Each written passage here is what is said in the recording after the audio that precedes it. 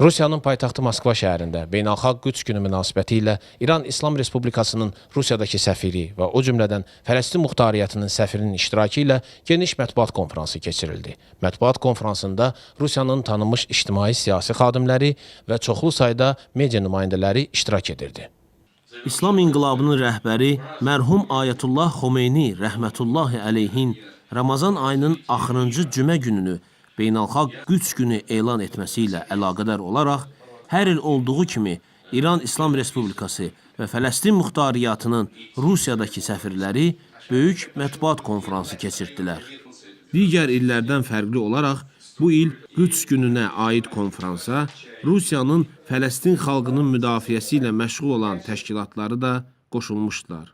Mətbuat konfransında həmçinin dünya müsəlmanlarının rəhbəri Ayətullah Seyyid Əli Xameneyinin rəsmi nümayəndəsi Höccətülislam vəl-Müslimin Əkbər Ciddi də iştirak edirdi. Cənab səfir Qüds gününün beynəlxalq aləmdə yaratdığı əks sədasından söz açdı. Səfir qeyd etdi ki, Qüds günü İranda elan olduğuna baxmayaraq, hal-hazırda bütün dünyada yüksək səviyyədə keçirilir. Cənab Mehdi Sənayinin çıxışından sonra konfransda Fələstin Muxtariyyatının Rusiyadakı səfiri Nofəl Əbdülhafiz çıxış etdi. Fələstinin nümayəndəsi bütün məclis iştirakçılarına və xüsusi olaraq Cənab Mehdi Sənayinin təmsil etdiyi İran İslam Respublikasına Fələstin xalqının haqlarını fədakarlıqla müdafiə etdiklərinə görə təşəkkür etdi.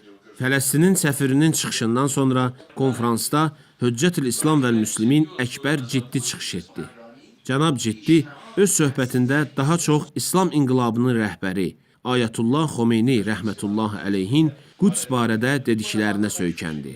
O qeyd etdi ki, Ramazan ayının axırıncı cüməsinin Beynəlxalq Qüds günü kimi seçilməsi heç də təsadüfi olmamışdı.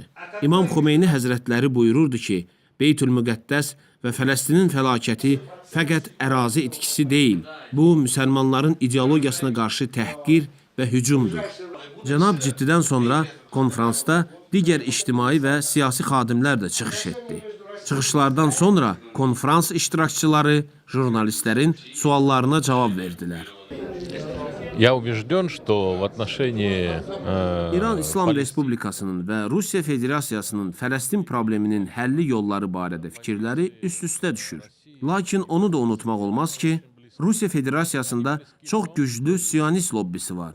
Onlar 25 ildir ki, ölkənin ən nüfuzlu vəzifələrində çalışırlar. Təəssüf ki, Rusiya ictimaiyyətinin siyonizm ideologiyasına qarşı həssaslığı çox azdır.